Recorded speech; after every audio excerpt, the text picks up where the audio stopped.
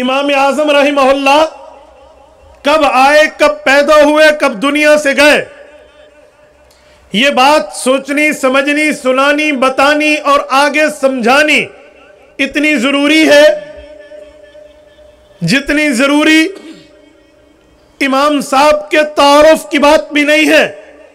پیدائش کا سن اتنا ضروری سمجھانا کیوں؟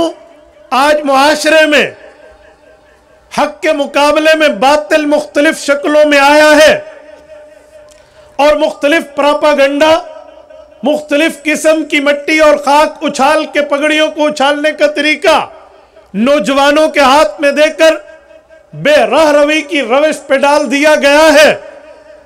وہ لوگ سمجھتے امام ابو حنیفہ شاید کوئی ساتھ کسی ایک قریبی چک کے کسی امام کا نام ہے جو 10-15 سال پہلے ہوا تھا۔ ایک شخص نے ٹیکسلا کی سرزمین پر مجھ سے پوچھا، مولانا وجہ کیا ہے؟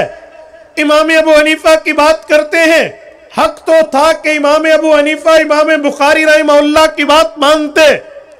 امام بخاری تو حدیث لکھنے والے ہیں، ان کی کتاب کا نام صحیح البخاری ہے، تو پھر کیا ضرورت تھی امام ابو حنیفہ نے اس کو چھوڑ کے امت کو فقہ حنفی دی ہے؟ کیا حدیث پیغمبر کی نہیں ماننی چاہیے؟ اس طرح کے سوالات جب مجھ سے ہوئے، یہ صرف ایک جگہ نہیں کئی جگہ ہوئے ہیں، میں نے صرف پہلی جگہ کا ذکر کیا ہے، تو میں نے یہ بات سوچی کہ جب بھی امام صاحب پر بات ہو پہلے اس کے پیدائش کے آنے کے سن کو بتاؤ، تاکہ لوگوں کے دماغ میں ہو یہ بندہ کب کا ہے۔ میرے دوستو سنیے، دل کی تختی پہ تعویذ بنا لیجئے، امام ابو حنیفہ کب کے بندے ہیں؟ آپ جمعۃ المبارک کی نماز پڑھتے ہیں، روایات حدیث میں ہے لا جمعۃ الا بخطبۃ، خطبہ نہیں ہوگا، جمعہ کی نماز ادا نہیں ہوگی، تو منبر پہ خطیب اپنے ہاتھ میں عصا لے کر حضور پاک علیہ السلام کی حدیث خطبے میں سناتا ہے۔ رسالت مآب فرماتے ہیں خیر القرون قرنی ثم الذین یلونہم ثم الذین یلونہم، کہ اے لوگو میں تمہارا نبی تم امت کے 3 طبقوں کو دعا دے رہا ہوں، دعائے خیر دے رہا ہوں، ان کے حق میں اچھائی بھلائی بات کر رہا ہوں۔ یا رسول اللہ وہ 3 طبقے کون سے ہیں؟ فرمایا خیر القرون قرنی، میرا زمانہ جب تک میں تم میں دنیا کے اندر موجود ہوں، میں نے اللہ سے منوا کے اس زمانے کو صاحب دعا زمانہ قرار دیا ہے۔ ثم الذین یلونہم، صحابہ کرام کا زمانہ میری دعائیں لینے والا زمانہ ہے۔ ثم الذین یلونہم، صحابہ کے شاگرد تابعین میری دعائیں لینے والے لوگ ہیں۔ تو 3 طبقات، 3 زمانے اللہ کے رسول کی دعا کے مستحق بنے، دور نبوی، دور صحابہ، دور تابعین۔ حضور پاک کے شاگرد کو صحابی کہتے ہیں، صحابی کے شاگرد کو تابعی کہتے ہیں۔ ان 3 زمانوں کو دعا میرے پاک پیغمبر نے دی ہے۔ کس نے دی ہے؟ بولتے نہیں ہے، مجھے سب کا جواب چاہیے، کس نے دی ہے؟ پاک پیغمبر نے۔ کتنے زمانوں کو دی ہے؟ ہاتھ اگر اللہ نے آپ کو دیا تو انگلی پہ مجھے جواب دے۔ کتنے زمانوں کو دی ہے؟ مجھے بتائیے کتنے زمانوں کو؟ 3 زمانوں کو۔ ان میں پہلا زمانہ، صرف میں نے بات نہیں کرنی، میں نے آپ کے دماغ میں رٹوانا ہے۔ پہلا زمانہ حضور پاک کا، دوسرا زمانہ، تیسرا زمانہ تابعین کا ہے۔ سنو، یہ 3 زمانے شروع کب ہیں، ختم کب ہیں؟ حضور پاک کا زمانہ حضور پاک کے دنیا سے رخصت ہونے کے بعد پورا ہو جاتا ہے۔ حضور دنیا سے گئے ہیں، سن 11 ہجری ہے، قصر حذف کریں تو 10 ہجری۔ پیغمبر کا زمانہ سن 10 ہجری سے لے کر 110 ہجری تک، جب تک پیغمبر کے آخری صحابی اس دھرتی پر موجود تھے۔ صحابہ کا زمانہ وہ 100 سال ہے۔ ابو امامہ باہلی ہوا صدی ابن عجلان وہو مات من الشام بالصحابت الرسول علی وجہ الارض۔ ابن حجر اسقلانی رحمہ اللہ المتوفى 852 ہجری فرماتے ہیں پیغمبر کے صحابہ حضور پاک کے پردہ فرما جانے کے بعد 100 سال تک اس دھرتی پر موجود رہے۔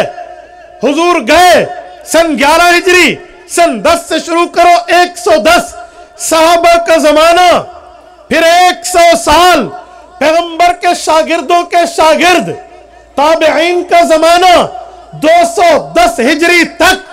اب آؤ امام ابو حنیفہ کے اوپر پیدائش کب ہے، کام کب کیا، وفات کب ہے، مشن و مسلک و مذہب و ایمان و دین کی اشاعت کس دنوں میں کی، جن سے پڑھے وہ کون تھے، جن کو پڑھایا وہ کون تھے، جسے لکھوا کر امت کو دیا وہ کیا تھا۔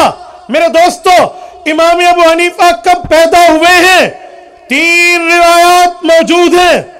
ایک روایت ہے کہ امام صاحب کی پیدائش سن 80 ہجری میں ہے۔ اگر یہ زمانہ لیں تو امام اعظم رحمہ اللہ 90 100 110 30 سال صحابہ کے زمانے کی سعادت حاصل کرتے ہیں۔ توجہ قائم رکھنا۔ دوسرا قول ہے سن 70 ہجری۔ اگر یہ قول لے تو 80 90 100 110 40 سال ابو حنیفہ نے صحابہ کے زمانے میں گزارے۔ اور تیسرا قول لے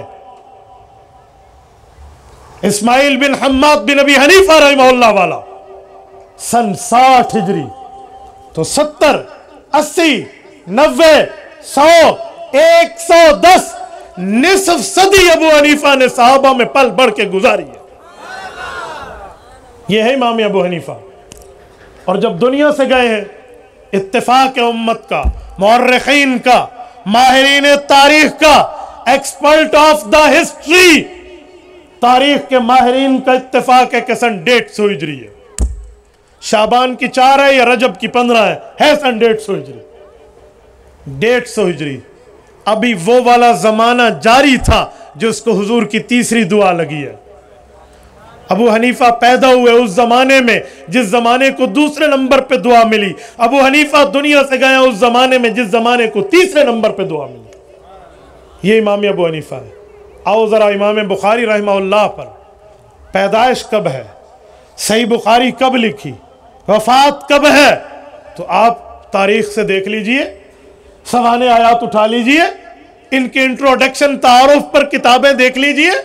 آن ایئر میں بات کر رہا ہوں، امام بخاری پیدا اس وقت ہوئے جب 194 ہجری چل رہی ہے۔ گویا امام ابو حنیفہ کو دنیا سے گئے نصف صدی پوری ہونے کو ہے، آدھی صدی گزر رہی ہے۔ 44 سال بعد امام بخاری پیدا ہوتے ہیں، اور سن 217 میں آ کر 217 ہجری میں صحیح بخاری کی ابتدا کرتے ہیں۔ جس تیسرے زمانے کو حضور نے دعا دی تھی اس کو ختم ہوئے 7 سال گزر چکے تھے۔ جب یہ ہسٹری میں نے ان لڑکوں کو بتائی نا کہ امام بخاری ایسے اور امام حنیفہ ایسے، ٹیک جا کر لگائی بچوں نے، اچھا امام ابو حنیفہ اتنے پہلے کے بندے ہیں۔ میں نے کہا تو کیا سمجھتا ہے 88 چاک دے امام نے اجی 7 والی کسی مسجد نمازہ پڑھا دے رہے، اجی بچے نو ناظرے پڑھا دے وا۔